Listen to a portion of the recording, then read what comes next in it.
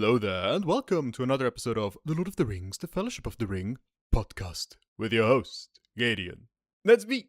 And not just any episode, oh no. We have reached double digits, everyone. Episode 10 is here, and I am very excited to dive into this one.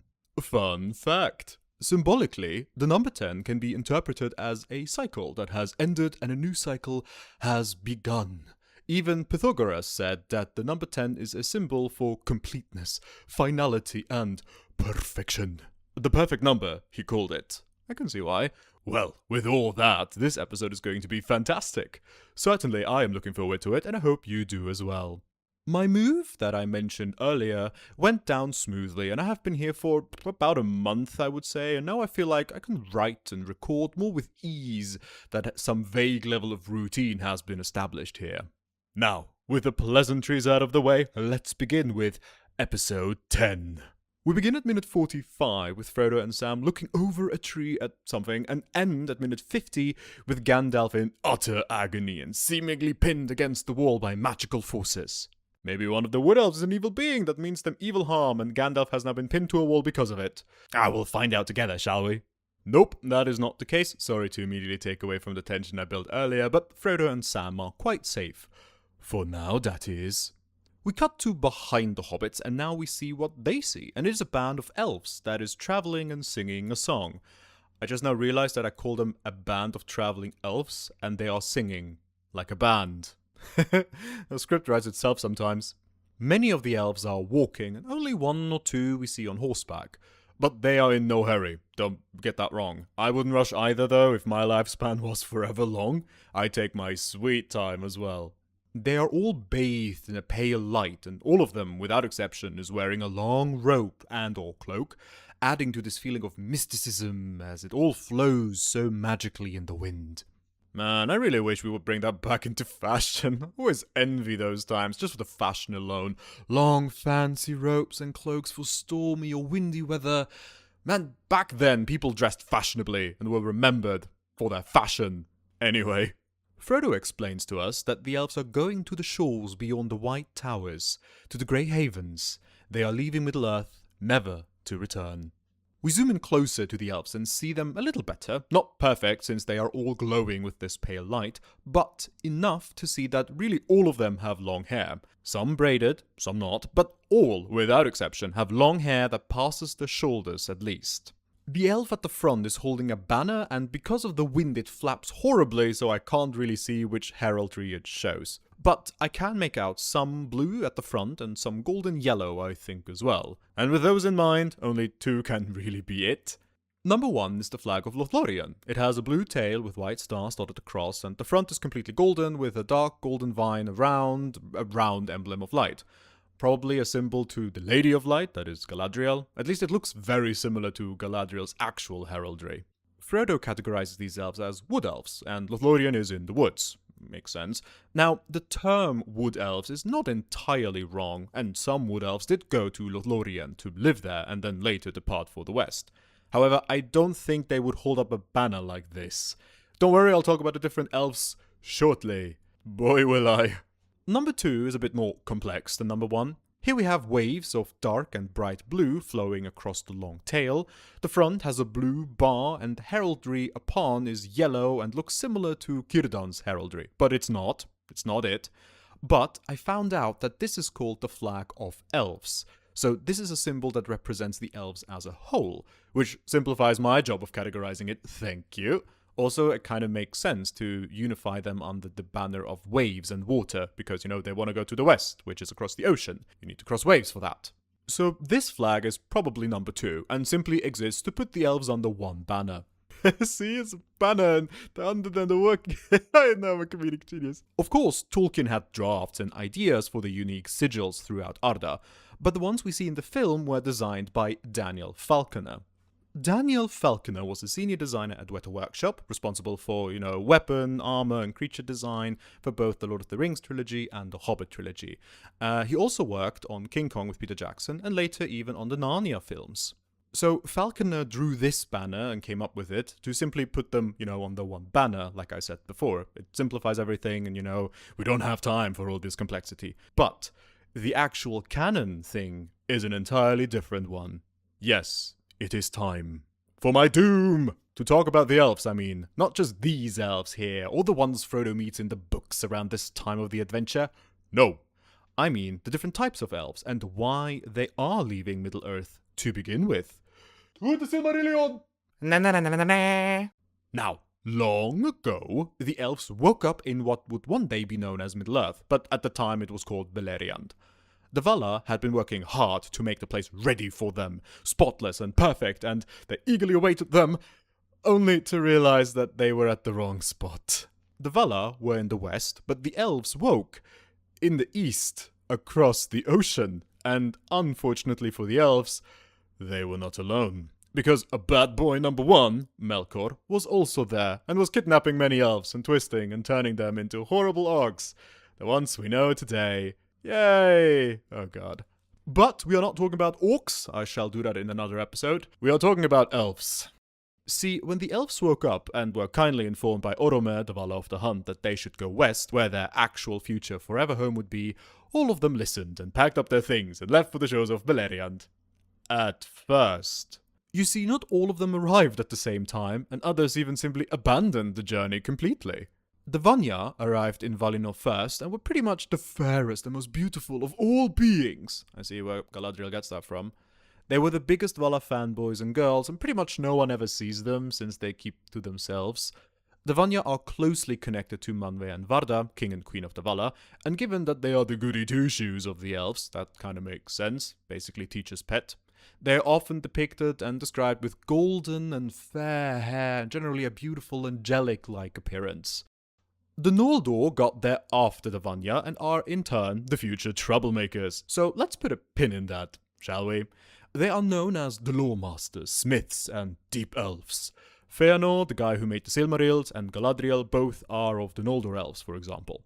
Though Galadriel has some Vanya blood in her due to her grandmother Indis, who was a Vanya. And also, the Noldor are connected to Aule, because they like to create things and smith things. Oh, look who it is! The Valar with the most troublemakers around him. I see you, Aule. It's kind of a pattern, isn't it? I mean, I shouldn't be surprised. This guy made the dwarves without the permission or consent of Erue Luvatar, so he is rebellion. He's not as bad as Melkor, but there is something going on. And then we have the Teleri elves, who split up into 3 different groups. And make my head spin with all the differences and similar sounding names. Oh boy, okay, here we go.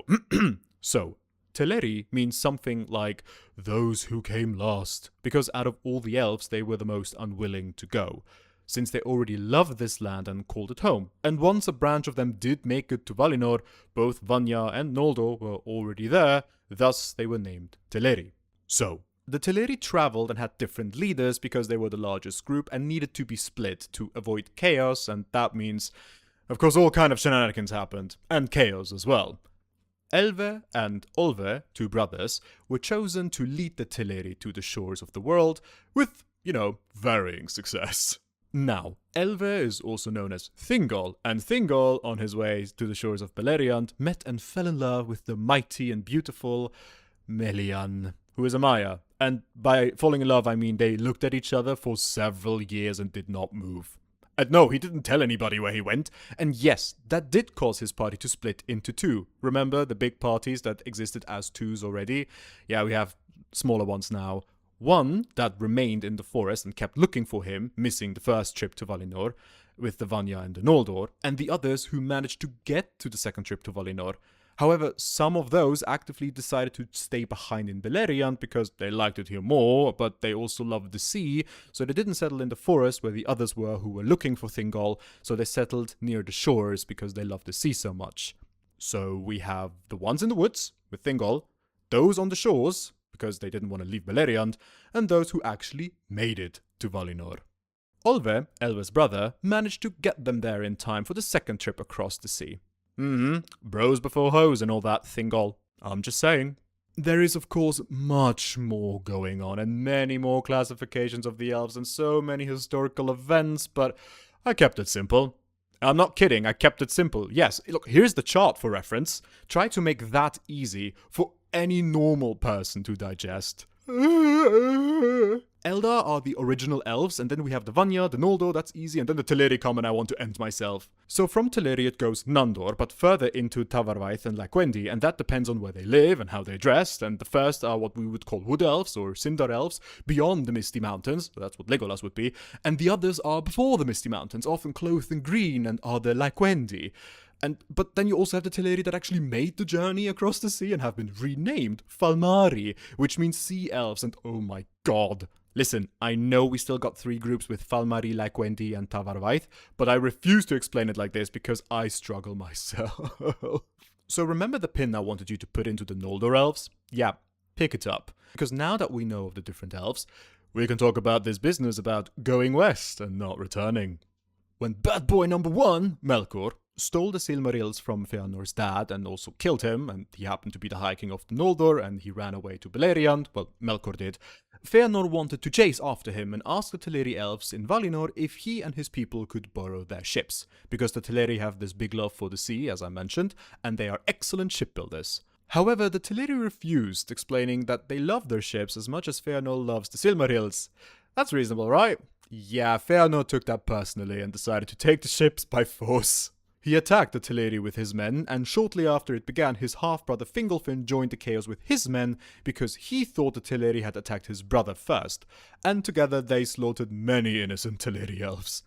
That was known as the First Kinslaying, and was a horrific event in the world's history. Feanor then took the ships and left for Beleriand, while Fingolfin, horrified and disgusted by what has happened, followed, but did so through the landway, through a frozen tundra. After Feanor and his host arrived in Beleriand, he and his followers, including his sons, did the famous Oath of Feanor, and shortly after, the curse of Mandos came upon them. Mandos, the Valar of the Dead, then cursed, I'm using quotes here, all of the Noldor elves who had taken part in this forbidden and treacherous act of kinslaying, that they can never return to Valinor. Tears unnumbered ye shall shed, and the Valar will fence Valinor against you and shut you out, so that not even the echo of your lamentation shall pass over the mountains. On the house of Feanor the wrath of all the Valar lieth from the west unto the uttermost east, and upon all that will follow them it shall be laid also. Their oath shall drive them, and yet betray them, and ever snatch away the very treasures that they have sworn to pursue. To evil end shall all things turn that they begin well, and by treason of kin unto kin, and the fear of treason, shall this come to pass. The dispossessed shall they be forever. Pretty metal. It is debated as if Mandos actively cursed them in a sense, or he simply foresaw their doom and their undoing, because that was also one of his things. He could kind of see into the future a bit, because he was like member of that trio that could do so. But yeah, it really feels like that. It's also often referenced as the curse of Mandos, the doom of Mandos, and so on. This curse/restriction would last until the end of the First Age and the victory of the War of Wrath, where all who had aided in the defeat of Morgoth were pardoned, including the Noldor elves. Some then would go back to Valinor, others stay in Middle-earth. But as time went on, the magic of the world faded and the influence of the elves did too. They longed for their destined home and the light of the West, and that's why many elves are making the journey to the Grey Havens, to go into the West where they belong, because Middle-earth is not their true home. And that's why we see elves here traveling. It's most likely a branch of Noldor elves who had enough of Middle-earth and all the conflict caused by Sauron, and all they want is peace and a nice retirement. Which brings me back to the film. You know, the film we are watching. Frodo saying that those are wood elves is only partly correct. I assume he doesn't know the complex history of the elves and how one categorizes them properly. Wood elves, in his term, probably means elves that live in the woods, and that is applicable to many. Lothlorien, though a great mix of Noldor and Cinder elves, could be categorized into wood elf territory. So I forgive the film and Frodo for that mishap. Don't worry, Frodo, I am a forgiving man. Sam then says that it makes him sad, even though he doesn't know why, which is very profound, but to be honest, the song the elves are singing doesn't really help because the beat and the melody seems kind of melancholic and, sad. It is a song of longing and hoping to see the bright light of Valinor and its queen. See, it's not some random elvish gibberish we hear. Oh no. It is a real song with real lyrics and meaning. But if you don't understand their elongated speech and echoey language, like I can't understand it really well, then you would normally feel sad and melancholic about it as well. So, Sam, you are in good company. Elbereth Gilthoniel, it's called, and it's an elvish hymn to Varda, the queen of all the Vala and the creator of the stars.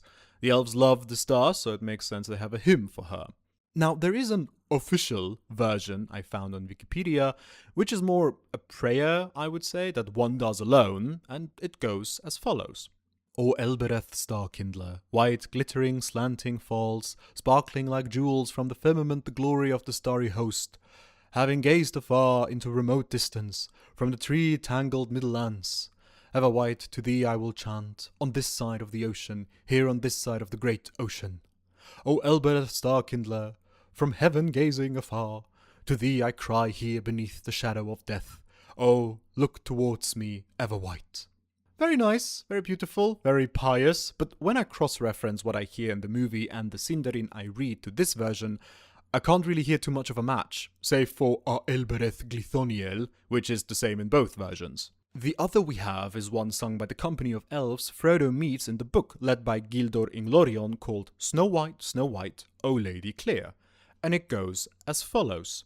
Snow White, O Lady Clear, O Queen beyond the western seas, O light to us that wander here amid the world of woven trees. Gilthoniel, O Elbereth, clear are thy eyes and bright thy breath. Snow White, we sing to thee, in a far land beyond the sea. O stars that in the sunless year, with shining hand by her were sown, in windy fields now bright and clear, we see your silver blossom blown. O Elbereth Gilthoniel, we still remember, we who dwell in this far land beneath the trees, thy starlight on the western seas. This is something multiple people can sing, and it's more fitting, in my opinion, to use this version for a moment in the book that, well, it doesn't happen in the film, but to reference it in some way. So I believe that this must be the version, which I like far more because it's a bit more concrete and on the nose, singing more about current facts the travelers are in and feel than, this vague ideal song towards Varda. And why they even sing of Varda has several reasons. One, the elves love the stars, like I mentioned before, because they are the best jewels in the universe. And second, because they had been to the Tower Hills, where the White Towers are, and looked into the Palantir that is there, and saw Varda within. And after that, the desire to see her light for themselves again was so great that they decided to leave Middle-earth. Okay, great. But why are they here? The White Towers are super close to the Grey Havens. The Shire is on the east side of them. The Havens on the west. Why are they walking through the Shire westward again? Well, probably because, after they saw the vision, they went back to Rivendell, where most of them are from, and they packed their stuff, friends and families, so they could all leave together as a unit. At least that's how I explain it to myself. Now in the books, it's a little different. Because of course it is. See, it's not just a group of elves, just some randos that the hobbits meet. No, they also speak with the man that leads them, an elven man named Gildor Inglorion, a Noldor elf who also met Bilbo when he left for his adventure. So for him, this might be a cute little full circle moment. He and his company were walking through these woods singing, and the voices actually saved the hobbits because it was their song that drove away the Nazgul that were searching for Frodo and his friends nearby. When he met the hobbits, he wanted to simply say hello and bye, but when Pippin mentioned that Nazguls were chasing them, he invited them to stay the night with the elven company. And he also gave Frodo the title Elf-Friend after that one had greeted him in the Quenya language, which is something not many people know how to do, since Quenya is the old Elvish tongue from which all current Elvish comes from.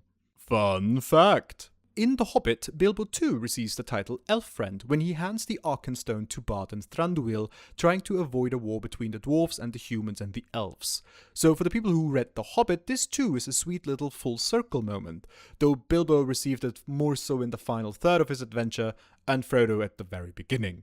Gildor also advised Frodo to not wait for Gandalf if he shouldn't show up, and trust in the wizard's plan and intent to follow his companions to Rivendell. And I think that really helped Frodo when it came to make the choice of either waiting in Bree for Gandalf or trust and follow Aragorn. But who is Gildor? Well, Gildor Inglorion of the House of Finrod is an Noldor elf and that's it. We know very little about the guy. He lived near Rivendell and his name can be taken apart in Sindarin of Gil, meaning star, and Dor, meaning lord. So his name would mean Star-Lord. I'm glad he isn't anything like the Star-Lord from the MCU. Oh god, I hate that character so much. He says he is of House Finrod. Finrod is Galadriel's father. So he serves that one and not the other Noldor houses. You could understand it that he is from that house, as in a son of Finrod, but all of Finrod's sons are in Valinor, one way or another, and none of them are called Gildor. So he simply is an elf that serves under the banner of Finrod. For comparison, Feanor and Fingolfin are the other big Noldor houses to serve under, though most of the House of Feanor has either been killed or dismantled. You don't want to be a part of House of Feanor, it's a bad rep. Anyway, here in the movie we have no Gildor, and we simply watch the elves move along and give us the viewers the first glimpse of a people who once were obviously very powerful, but now are in decline, and have this air of sadness. We cut to Frodo and Sam laying on the wood floor, the fire is still going, which seems dangerous? No? I mean, we are in the woods. Then again, the nights must be really cold if there isn't a fire. But is a going fire really necessary? In most places in the world, or at least here in Switzerland, it is dangerous and forbidden to leave any fire unattended. And if you sleep, that's being unattended. So the embers are fine, it's gone out and it's just warm and hot now, but it's, not a going fire. I am sorry, Sam, but I have to revoke your fire privileges. At least here in Switzerland. Maybe the Shire is more hardcore and rule-breaking when it comes to fire hazard. I mean, Gandalf is a reoccurring guest. Sam complains that no matter how he lies, a stick or root is bothering him. Frodo, who seems on the verge of napping and awake, suggests that he simply imagine himself back home, where he is in his bed and on a nice feathered pillow. And Sam tries. 1, 2, 5 seconds, and nope, he gives up and says that he will never be able to sleep out here, and quickly picks up some food. Again, the hobbits are a goal in life. Can't sleep? Food. Can't dance? Food. Have to escape a horrible agent of evil? Food. Frodo smiles, and we hear the Shire theme coming in, and he agrees that he too won't be able to sleep out here. However, unlike Sam, Frodo seems comforted, and I think that is thanks to Sam's sheer presence alone. After all, Samwise Gamgee is the perfect embodiment of what a hobbit and the Shire is all about. And thus, Frodo is comforted by that because it's a very good reminder. We cut away from the two hobbits and look across the wide expanse of the Shire. There's some fog, mist, it's the evening light, and the Shire theme is slowly replaced by a threatening tone shift. And into the frame comes a black horse and its black rider, and Nazgul is overlooking the white plains in search for the two hobbits. And I remember being shit scared as a child when I first saw that scene. I thought, oh no, it's gonna find Frodo and Sam. Oh god, you have to run. It's so close, you have to run. And run we will, but not with the hobbits, but with Gandalf. Cut. The music swells and we see a horse galloping through the woods and see Gandalf on top of it. The scenery has shifted a good deal and we see an even grassland and high mountains in the background with snow atop. We follow the camera upwards to see more of our surroundings and we see a great black tower surrounded by a stone wall and trees and gardens at the bottom of it. And though it's a black tower with a top that kind of looks like a crown, one can make out some details on it already from this distance. It gets thinner the higher it goes, for instance. There are things that might be windows or engravings all around its sides, and you can already tell that this building could rival a Catholic church construction. This is the Tower of Orthanc, and was originally created by the people of Numenor, so the ancestors to the kingdoms of Gondor and Arnor. It was used as a watchtower and held one of the 7 Palantir stones, which we will see shortly in this episode. During the Third Age, the king of Rohan and the steward of Gondor at the time happily gave Saruman the keys to Orthanc, and therefore also command over the region that is Isengard, since it had been pretty much abandoned by either kingdom due to famine, plague, war, etc. So much lore, so little time. Speaking of little, let's talk about some bigatures, shall we?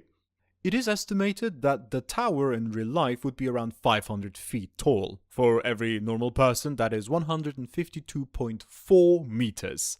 The bigature of the tower is around 15 feet tall, so that is 4.5 meters in height. And that tower then was surrounded by a set the size of a rugby field, estimated to be 60 feet or 18-ish meters in diameter. That is massive. Weta Workshop did not hold back. They said the bigature of Isengard is in a scale of 1 to 35.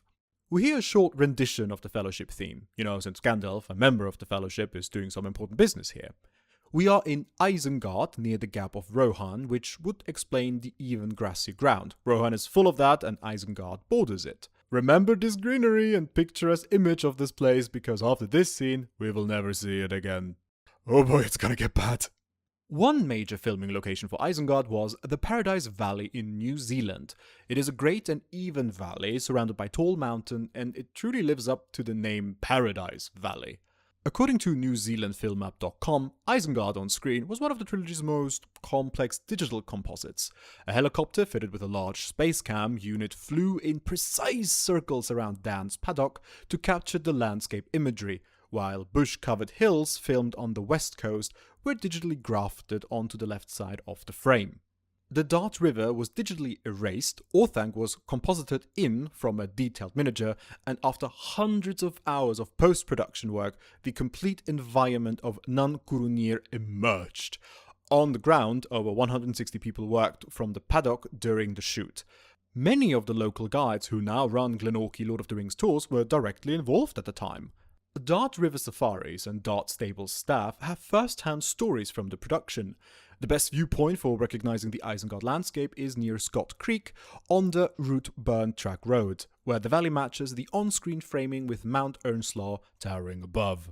Once again, showing how much work went into this project to simply give us a tower. A black tower, but with so much detail on it that you can't help but, appreciate it all. Gandalf is riding on Tim under a stone bridge, and we move into a sky view perspective and see how he rides along a path straight to the entrance stairs of Orthanc. The surrounding area of the tower seemed to be familiar or comparative to a park or garden. It is green, many trees are standing tall and strong, and you can imagine that it probably took several generations and much care to keep it this nice and healthy looking. Ah yes, I hope it's around for a long time. Then we move closer to the tower and we see a figure in white on the stairs, and suddenly a voice speaks in an echoey and booming tone. Smoke rises from the mountain of doom, the hour grows late, and Gandalf the Grey rides to Isengard, seeking my counsel. We see Gandalf arrive at last and dismount from Tim the horse, and he is approached by the figure in white who is holding a dark staff. He wears a white silvery robe, and it is embellished a bit with some nice cross stitches. On the fabric itself, it seems almost like some pearlescent scales have been fused with it. The belt in the center also seems very fancy and elegant, and you can barely notice the knot that holds it together. This guy dresses well, in a sense that shows off his wealth and status to others. It's not extravagant, but just looking at it briefly makes it clear that this guy cares for how others perceive him. The voice that we heard before comes from him, and he continues with, "For that is why you have come, is it not, my old friend?" It is Saruman the White, played by the legend Christopher Lee, who I will talk about later, do not worry. And he has expected Gandalf's arrival, and he narrates that for some reason, probably to show off on how wise and foreseeing he is. I'm making air quotes right now, for all you people who are less wise and foreseeing. And Gandalf bows his head and greets him with Saruman. There we go, we have met Saruman. But who exactly is Saruman, really, and why does Gandalf treat him with such respect? Well, Saruman is one of the 5 wizards, but not any one of them, but their leader. The one who should unite the 5, help the free people, and fend off Sauron together with them. Ah yes. Saruman the White was the first wizard who came to Middle-earth, and he was the chosen head of the White Council and apparent mightiest of the 5 wizards. But we kind of know that already. How did he get here? Why is he here?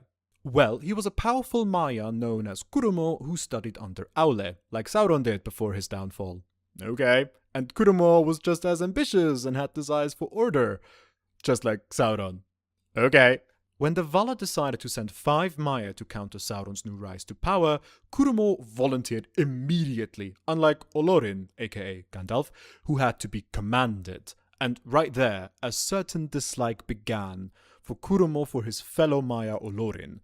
Probably jealousy, because the Valar actively chose Olorin, unlike himself, because he offered it. Curumo was charged to take Ivandil, aka Radagast, with him, but he didn't, and arrived in Middle-earth alone. Why he didn't do it is, well, he just didn't want to. He didn't like him. He wanted to go alone. So, okay. Only Círdan, the shipwright, knew of the Istari's coming because, he was told by the Valar, and later would give his Ring of Power to Gandalf because he foresaw him to be the wisest and mightiest of them all. That certainly couldn't have helped the jealousy Saruman felt towards Gandalf. Also, fun fact, the reason why the Istari all took the shape of old wise men is because the Valar deemed it so. It wasn't much of a free choice. By their words, the Maya sent will be mighty peers of Sauron, yet forgo might and clothe themselves in flesh. I believe so they would be limited in their powers and have that sort of as a failsafe should one or two of them fall to evil.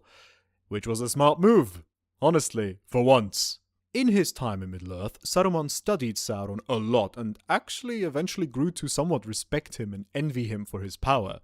He grew to desire the One Ring and wanted to find and use it for himself. His jealousy and insecurity towards Gandalf made him almost neurotic, and he kept many secrets from the White Council and their allies. For example, the Palantir he found in Orthanc he would conceal and later use to betray the free people of Middle-earth. For many years, the White Wizard barricaded himself in the Tower of Orthanc and sent out spies and messengers to gather intel and information about what was happening in the lands and if there was any news of the One Ring. All while he kept the charade up that he was focused on helping and protecting the free people of Middle-earth and his fellow wizards, of course. So, like Sauron, he got corrupted by power and ambition for it remained unchecked, and I feel like one should have a good stern talking to with Aule. Maybe Yavanna should take away his anvil as punishment for bringing up such rebellious, destructive Maya. I'm just saying. Do something about that, Yavanna. So that explains who Saruman was and is and what he has been up to and how he got here. But who is the man that portrays him? The one, the only, Sir Christopher Frank Caradini Lee. Born on the 27th of May in 1922 to his father Geoffrey Trollope Lee, a colonel, and his mother Estelle Marie, a countess who belonged to the house of Caradini, which is an ancient Italian noble family that was founded in the 12th century? I'm sorry, what? Apparently his mum was so beautiful that she was painted by Sir John Lavery, Oswald Burley, and Olive Snell, three at the time famous portrait painters. Estelle even got a sculpture done by Claire Sheridan. I have no idea who that is, it doesn't matter, but think about it. She must have been such a beauty at the time that every artist and everybody around just wanted to paint and immortalize her. Or maybe because she was a member to an ancient Italian noble family. Tomato, tomato. And those are just his parents! With such a loadout, your life had to become incredibly unique and worth of history. So let's dive into that, eh? His parents actually divorced when he was 6, and he went to school here in Switzerland. Ooh, hello. His first ever role was as Rumpelstiltskin. I see he had a knack and interest for, monsters and evil creatures early on already, I see.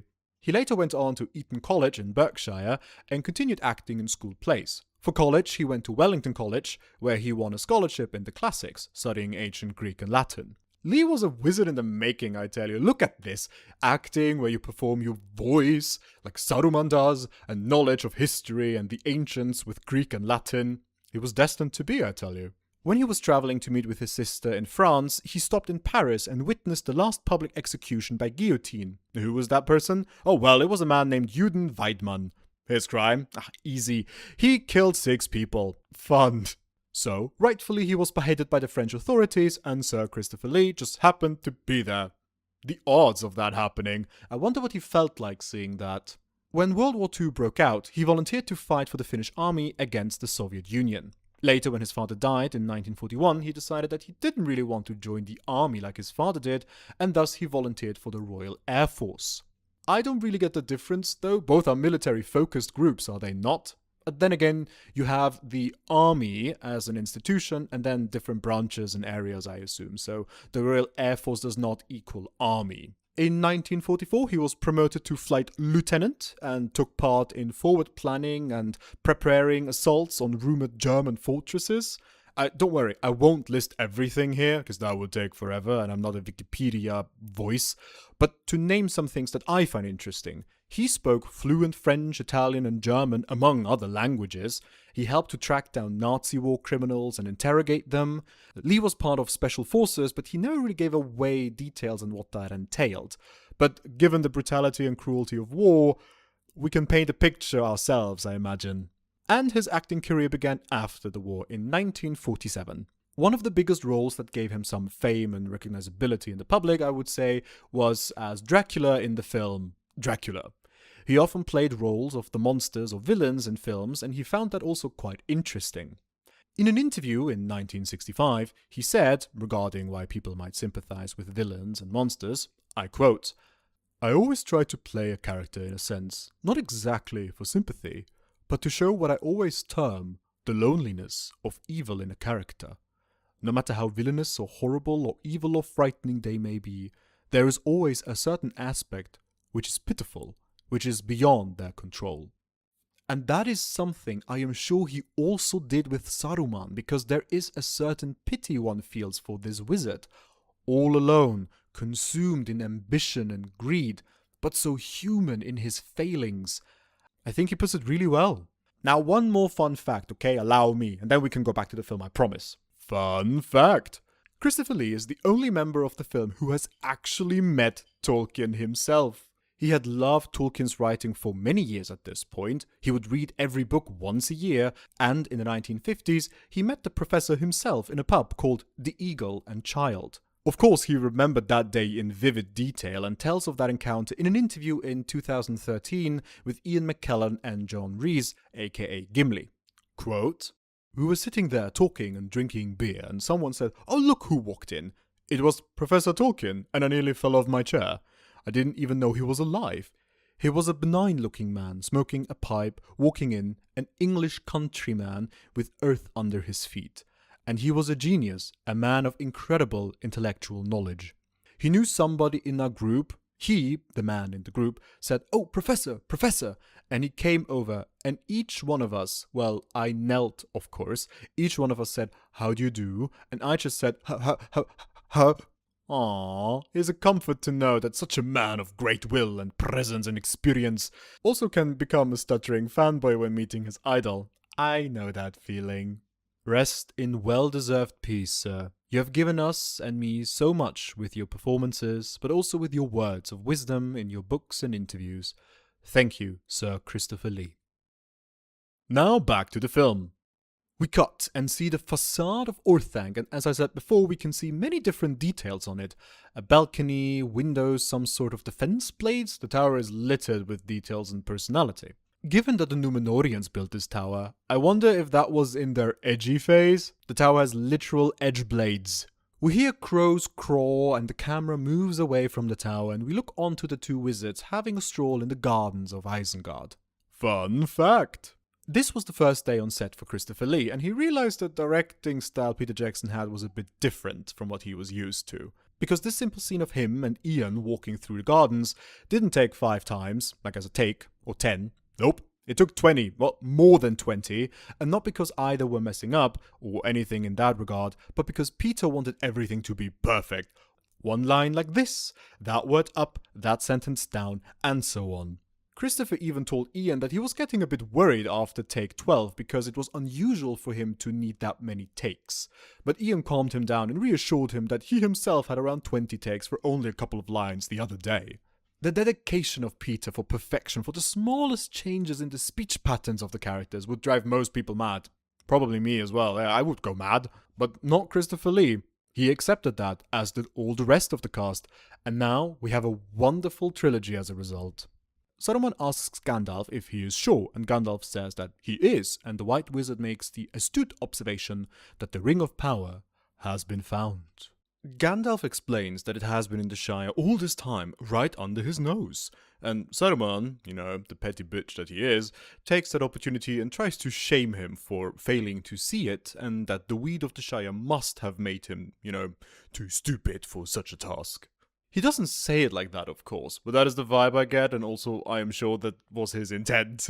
After all, he has always disliked Gandalf and would look at all times for a chance to put the Grey Wizard down a peg or two. Which is incredibly hypocritical of him, to criticize his smoking, because we learn in The Lord of the Rings The Two Towers, after Pippin and Merry had taken over Isengard with the Ents, that Saruman has at least 2 barrels full of the best Shire weed, long bottom leaf to be exact. That is even a thing in the books, that he values quality pipe weed to smoke. So, get off your horse, Saruman. He genuinely just hates Gandalf's guts. I'm surprised the Valar didn't scold him in one way or another until now. What are the Valar doing anyway? Gandalf doesn't deny or defend himself. No, he simply has an expression of, "You might be right." Or one that also says, "Well, I guess, but that doesn't matter now, does it?" I can't pinpoint it too well, but you do sense from Gandalf a certain twinkle of shame, or at least embarrassment. Yeah, embarrassment. Yeah, that's the right word. I can imagine that he has to endure this certain type of thing every time he goes to visit Saruman. Every Christmas he dreads the Wizard's Carol because Saruman chides all of them on how unwizardly they are. Compared to him, that is. Saruman is just the naggy aunt at brunch, that's it.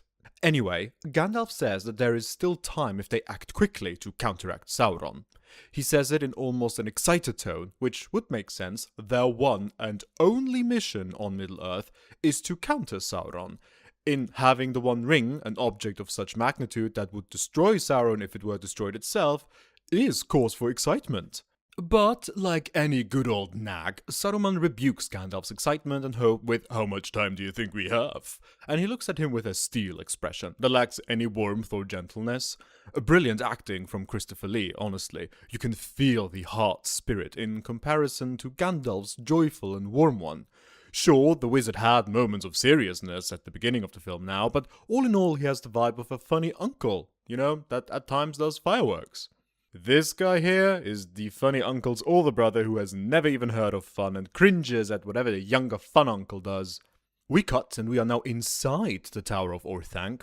We look onto Saruman, who is sitting in a chair with a high back, and just behind the left candelabra we see Gandalf with his own staff. The light here is much colder than it was outside. It's very blue compared to before, which is a nice little trick in films to make the audience feel colder and less comfortable. And it works. This place is the definition of uncomfortable. Spikes, ridges, and high ceilings of stone. Yeah, that ain't a hobbit hole. This is an industry complex, and I hate it. The entranceway has 2 candelabras, each with 8 candles burning. The interior of the tower seems to be made of the same obsidian-looking material.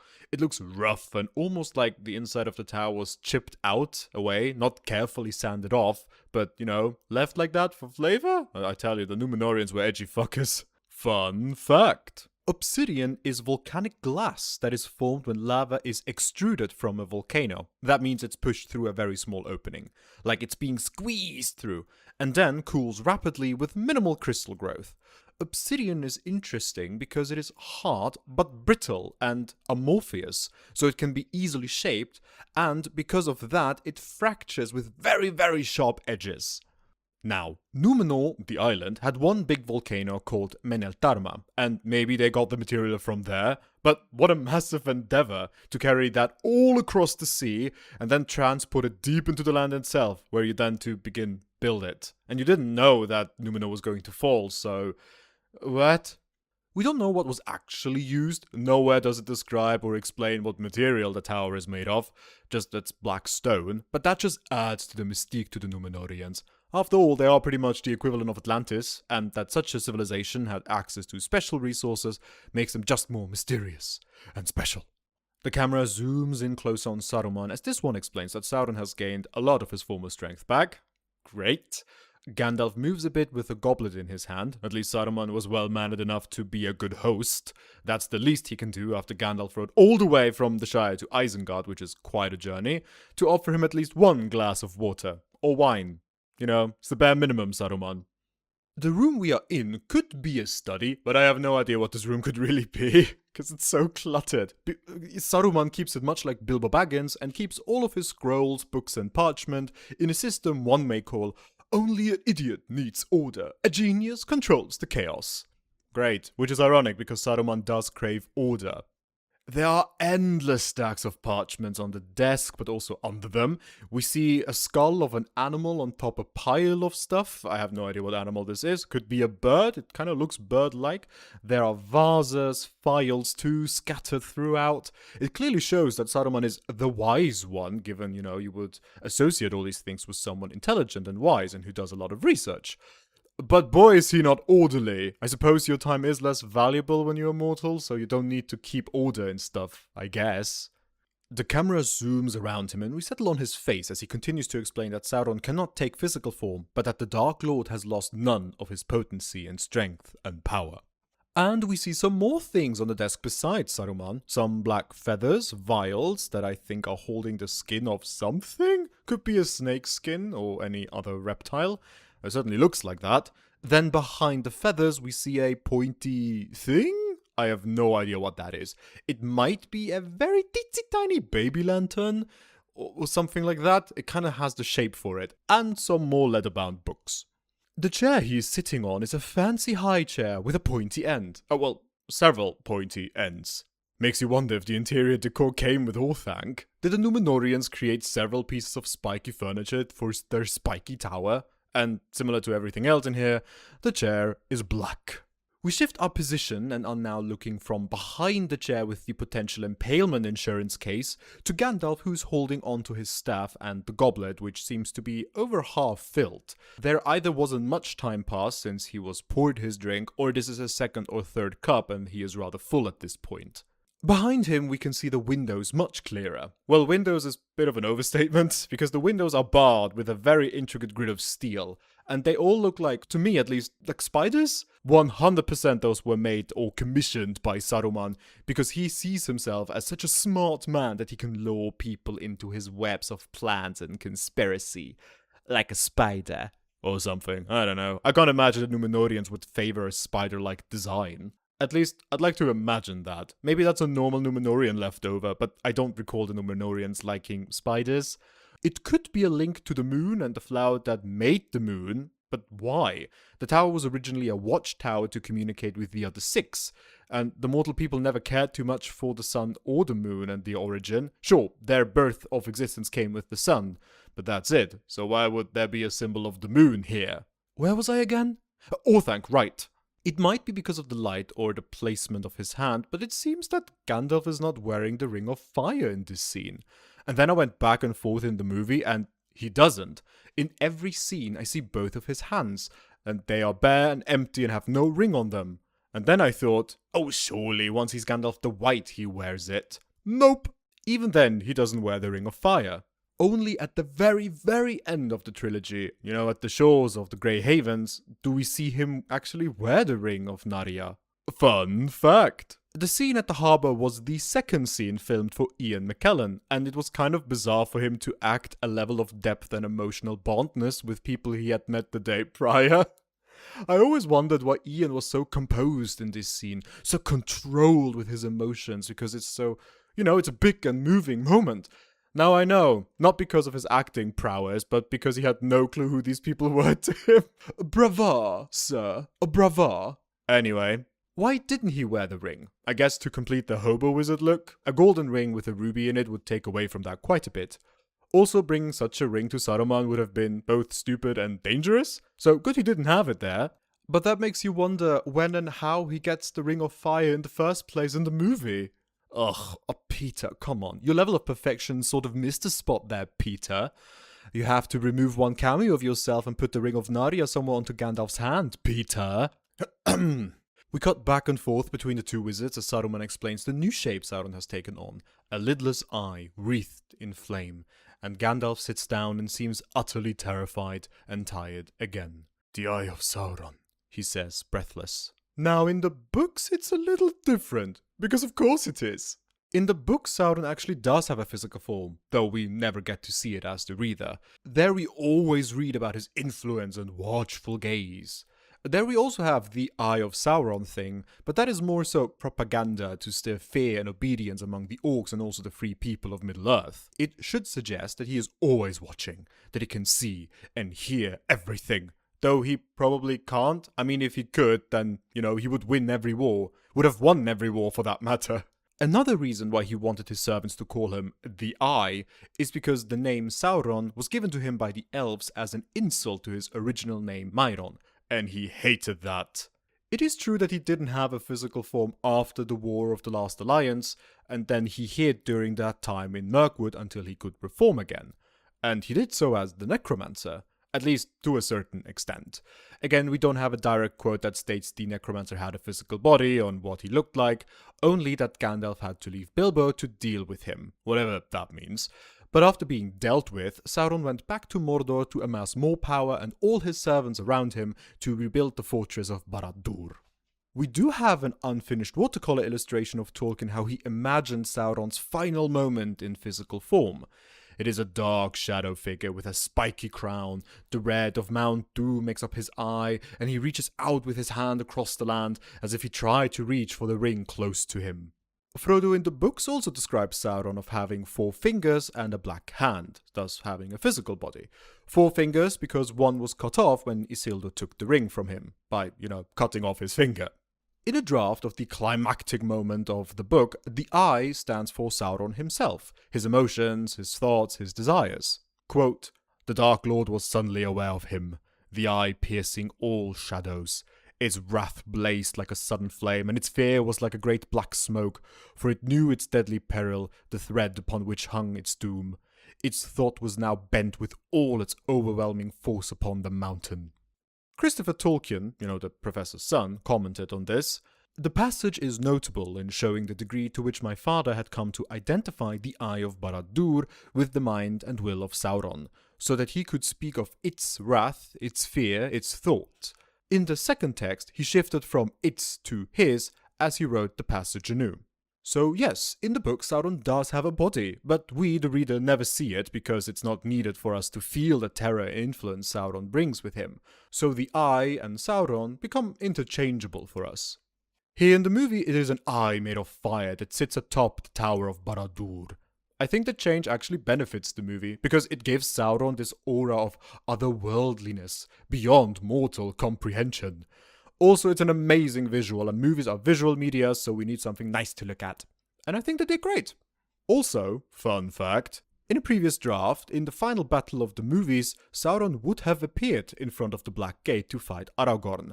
We have some footage of that planned scene, a bad CGI model of Sauron's fair form, Anatar, the Lord of Gifts, and then it would have shifted to the armor form we have seen in the prologue of the first film. Thank the Vala they changed that and put just a troll on top of it all. Because Peter and his team realized, thankfully, it would have been terribly demeaning of what Aragorn was actually doing. He does all of this to give Frodo and Sam an opening, a chance, a hope. This is not about a one-on-one duel with the big bad, no, but the heroism of putting everything on the line to grant 2 hobbits hope and therefore all of Middle-earth. But they still wanted him to fight something, which I understand, and it had to be big and bad, and, a troll in massive armor was perfect for that, for it's both big and bad. I'm glad they thought about that one. Remember, kids, you never publish your first draft. Always go back to it a day or so later and look at it from a different angle. You might want to change some things to improve it and just make it better all around. Speaking of different angles, let's return to the angles of this film. Saruman continues that Sauron is gathering all evil around himself in Mordor. According to Saruman, the Dark Lord will soon have an army strong enough to launch an attack on Middle-earth. He says this with 100% confidence, and that makes Gandalf curious and asks how he knows such things. And the White Wizard says in an incredible smug tone, "I have seen it." Goodness, Kuromo, we get it. You think you are the wisest and bestest of all wizards. Ugh. Aula, get your Maya in check. We cut to Gandalf walking out of the room we were just in towards a pedestal which has a big black cloth on it. We see the room from a different angle, allowing us to see more of it. It appears to be some sort of throne room. In the center top of the screen we see a black throne that was carved out of the stone. On either side of the archway we have fire braziers that in a ball form, but there are several openings so the light can shine through. The floor of this room has a massive engraving, and it looks like a star where each peak has 2 pointers. This could be some sort of visual connections to the builders of this place. Remember, the Numenorians came from the island of Numenor, go figure, and that island was shaped like a star, and this might be some bizarre hint to that. However, the symbol we connect them more with is the white tree, because that one was famous in Numenor. But to carve a tree into black obsidian-like stone might be a bit more difficult and cumbersome. Or it could simply be that the set designers thought, we need a big room for Saruman the wizard. What do we connect with wizardry? What about pentagrams? Oh, shush! That's too obvious, and way too Wicca. We are a serious movie about an epic tale. I got it! We do a pentagram, but with double peaks on each point. It's brilliant, I tell you. Maybe it went down like this in some writer's or designer room many years ago. Anyway, the camera tilts and we close in on Gandalf, who explains that a Palantir is a dangerous tool to use. He approaches it quickly and frantically, while Saruman, in comparison, follows him slowly, with little regard for haste. And with a similar tone to his walking style, he asks why should they be afraid to use it. And then he reveals it. He takes the long black cloth off and we see a beautiful sphere made of what looks like similar material to the black stone the Tower of Orthanc is made of. Gandalf will shortly explain that this is a seeing stone, but don't worry, I will explain it further. Now this is a Palantiri, or Palantir, not to be confused with the well-known publicly traded American Palantir Technologies that develops data integration and analytics softwares. Yeah. No, this is the good Palantir, well as good as it can be in the current state of times in Middle-earth. Now, this stone is one of 7 seeing stones. There might be more, but as of now, we know only of 7, and they were created by the Noldor Elves in the Years of the Trees. Most likely by Feanor, because he was the best at creating such things, and oh boy does it scream Feanor. I mean, it is 7 stones and he had 7 sons, so I imagine he might have made them so that each of his sons has one and they can all communicate with each other or learn of their whereabouts. But that was when they lived in Valinor, and they didn't know that they would leave it for Beleriand to chase Morgoth, who was called Melkor at the time. Maybe he made them for fun? He was a weird one, that Feanor, now wasn't he? After all, there might be many more Palantir, and those simply remain in Valinor. Who knows? Anyway, a Palantir gives the user the ability to communicate with other seeing stones, and see what happens across the world. If you had great power, or a strong will, you might be able to see any part of the world if, like I said, if you were strong enough for it. The Elves gave a handful of these stones to the faithful Numenorians, the ones who didn't worship Morgoth, those were called the faithful, and were kept there until the fall of Numenor. Elendil took 7 of these stones with him to Middle-earth when Numenor was falling, well, more like sinking, and placed them in 7 locations where they can be used as tools of communication within the realm of the exiled Numenorians. Exile is an interesting way to describe it when your entire island and homeland has been erased Atlantis style. 3 stones were in Arnor, where he ruled, and the other 4 in Gondor, where his sons Isildur and Anarion ruled. These stones were not common knowledge, and access to them was kept to only a few, so probably, the royal line and the stewards. However, one by one, the stones were lost throughout the ages. One fell into the Anduin River during the Kinstrife, which is a conflict about the inheritance of the kingdom of Gondor between Eldacar, who was half Numenorian and the heir to the kingdom, but he was also half man, normal man, and his cousin Castamir, who was captain of ships and full Numenorian. And the Osgiliath stone was lost during that conflict. 2 more were lost when Arvedui, a king of Arnor at the time, was shipwrecked and lost both stones of Amon-Sul and Anuminas. Amon-Sul is what we now know as Weathertop, and Anuminas still exists. Well, as a ruin like Weathertop, but the name is still the same. When these 2 were lost, the kingdom of Arnor had no seeing stones left, and no way to communicate with the kingdom of Gondor anymore. The final one we know of being lost was the one in Minas Ithil, aka Minas Morgul. When Sauron took the city with his forces, it was assumed that that one was destroyed. However, the wiser people of Gondor thought it's best to no longer use their own seeing stone, because what if Sauron didn't destroy the one in Minas Ithil, eh? So they locked it away. But we all know it wasn't locked away forever, eh? Denethor? Which left 2, the Elendil stone and the stone of Orthanc. The Elendil stone, also known as Elostirion stone, was kept in one of the white towers called, the Tower of Elostirion. This one, however, is special because it is the only one that doesn't communicate with the other stones and simply looks to the west, to Valinor. So it must have been very special. Also, that's the Palantir the Wandering Company of Gildon used to see the light of Varda. That one is only accessible to the elves, and no man ever used it during or after the Third Age. The final one is the one in Orthanc. Like I said, this used to be of Gondor here, so it makes sense that such a seeing/watchtower would have a seeing stone hidden somewhere. The leaders of Gondor didn't really bother with this one, because, well, they were not using their own anymore ever since Minas Ithil was taken, and the tower was given to Saruman, who was publicly known to be an enemy of Sauron and mighty of his own will. So why would they need to worry about this guy finding and maybe using a Palantir? There's nothing to worry about. I mean, what are you talking about? Yes. Let's get back to the movie where Gandalf says what we now know. The stones are not all accounted for, and because of that, they don't know who else might be watching. He takes the cloth from Saruman and places it back onto the Palantir, and for one frame, we see the eye of Sauron flash across the entire screen, similarly when he touched the One Ring in the Shire. A clever way to tell us, the audience, that this thing is also connected to Sauron, and with that, Gandalf's suspicion of who else might be watching has been answered immediately for us. Sauron is watching.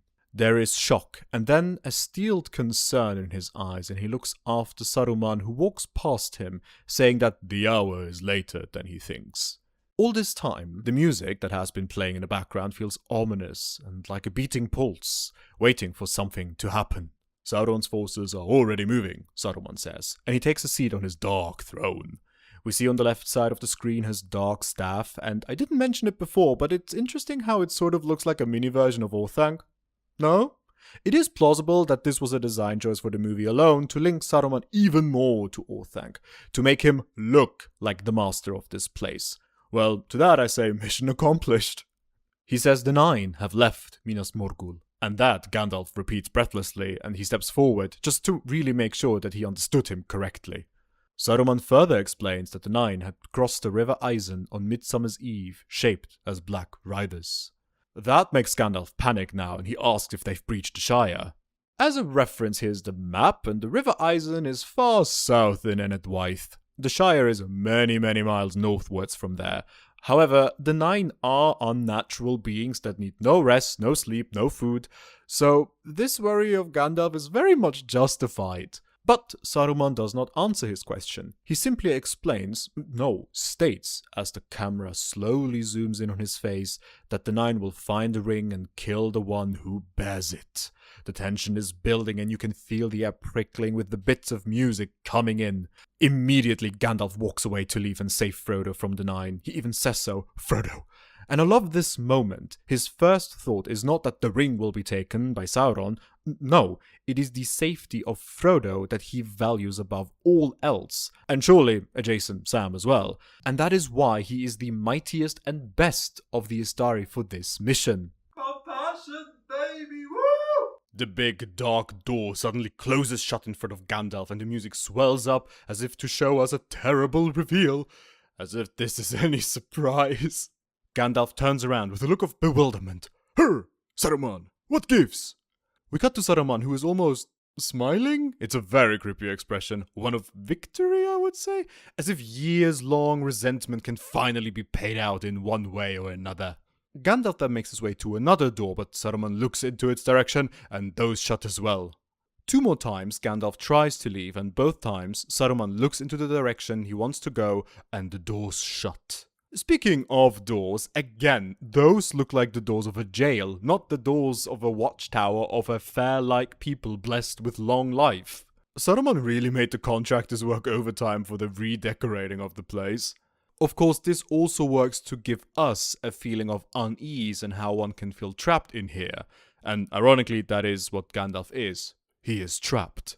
Gandalf looks shocked and almost afraid. Understandable if the leader of your order is acting quite suspicious. Saruman, in all his smugness, asks Gandalf if he really thought that a hobbit could contend with the will of Sauron.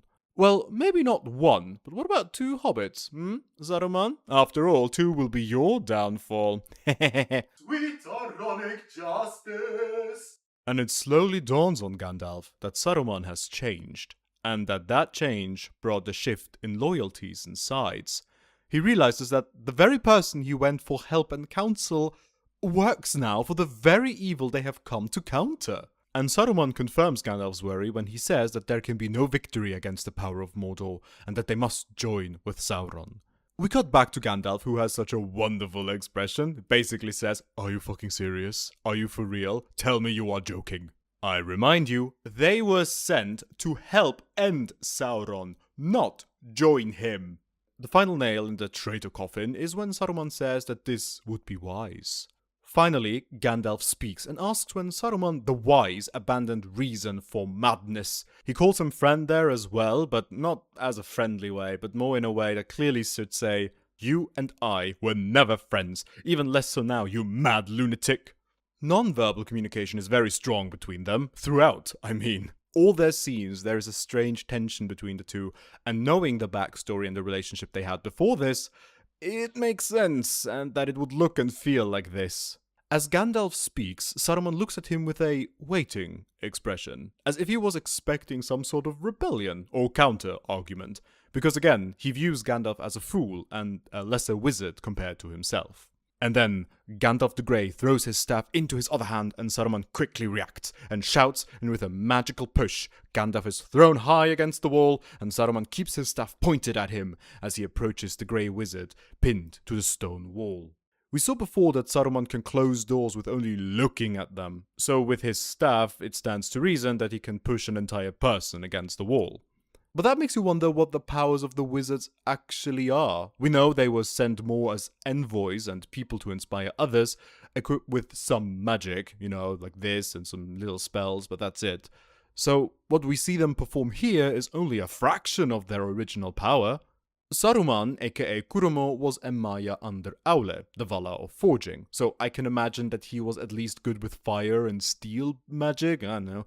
He certainly shows that knowledge later when he industrializes Isengard, but there is no elemental bending here in this movie, which makes sense. After all, if you are equipped with too much power, it's easier for you to be corrupted, like Sauron was.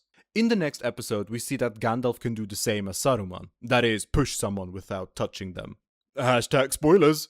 We see the room they are in again from above this time, and we notice that each of the archways has fire braces on either side. Nice practical lights for the film, so we have a believable source of light. Well done, movie. In the book, it's a little different, because of course it is. Gandalf already knows about the Black Riders and comes for the council on what to do next, and Saruman almost dismisses him, as if to say, the world is always terrible and evil, why should we care? Like in the film, Saruman keeps his intention and ambitions a secret at first. However, when Gandalf then revealed the location of the One Ring, it being in the Shire, Saruman then demanded that the Grey Wizard either submit to him or Sauron, and that he no longer is Saruman the White, but Saruman of many colors. Why many colors is never explained, but I think it symbolizes Saruman's greed. He doesn't want to be one color, white, lacking in brilliance and spectacle. He wants every color, the prism of might in beauty, everything. It also shows how impure he has become. White is the color of light combined, so all that is good united in one color. But now he has become corrupted by his own ambition and desires for power. While film Saruman wants to serve Sauron in an attempt to live in the new age that is coming, book Saruman is full in hubris mode, and he wants to supplant Sauron and rule Middle-earth himself once he gets the ring. Fun fact! The Bakshi movie did this scene more book accurate. I mean, the entire movie is more book accurate, but that just adds to its weirdness, I have to say. But there, Saruman is not dressed in white, but a red robe, and beneath he reveals his white, now prism-shimmering, colorful robe. There he imprisons Gandalf in Orthanc until he reveals the location of the ring with his own staff, and Gandalf is put into a prison of weird special effects on top of 2D animation. Here in this version, the staff of Saruman looks like the one of Gandalf, an old wooden staff that is a bit darker in shade, yes, but still it's a wooden stick. But I have to say that the inside of Orthanc looks like a maze in the Bakshi version, which I like more. Orthanc is more a fortress, still a tall one and looking like a tower, but it looks, just like more. but even there it looks evil and spiky just as much as the Peter Jackson version. I'm pretty sure they were also inspired design-wise by the Bakshi film. Again, I think Saruman just loves to play interior designer. Speaking of interior, Gandalf is pressed up against this one in this movie. His face is scrunched up in pain. We hear him struggle against a force that we cannot see, and then suddenly he breaks free. We hear as if the force has been pushed away. Gandalf pulls his arms closer to himself, and that is it. We have reached the 5-minute mark of this episode, and I hope you enjoyed. Really, right now? Right when action is about to kick off? Man, what a cliffhanger. Or more like a Gandalf hanger. I'll show myself out. What an episode. And what a way to start off a new cycle of podcast recording, eh? See? Full circle, number 10 and all. Pythagoras was right. I had a lot of fun with this episode, because I was able to talk a lot about the lore and what happened in the Silmarillion. Though confusing at times, I always enjoy to make sense of Tolkien's Legendarium, and I hope you do too. It was also nice to research Christopher Lee and watch some old interviews with him. I would call him the prime example of a well-educated, gentle and wise man who remained kind even after seeing horrible and dreadful things. I didn't mention it in his section before, but Tolkien himself once said that he, Christopher Lee, would make an excellent Gandalf. And I think the professor was right if he judged him on his earlier paths in life. Similar to Gandalf, he went through a lot of turmoil but remained humble and kind, compassionate but reasonable. Many qualities Gandalf has as well. But in the end, I am glad we have Ian McKellen as Gandalf because he can portray the warmth better than Christopher Lee in my opinion. Mr. Lee does have a more significantly harder face. I hope you had fun listening to me ramble and go on tangents about this lovely world of Tolkien. Maybe you learned some new things or smiled when you heard something you already knew. I wish you a good day, whatever day you might have, or a good night, have a good sleep, and that you can enjoy the summer in shade, with a cool drink, and frosty ice cream. Until next time, take care, and I will see you in the next episode of The Lord of the Rings, The Fellowship of the Ring podcast. Take care.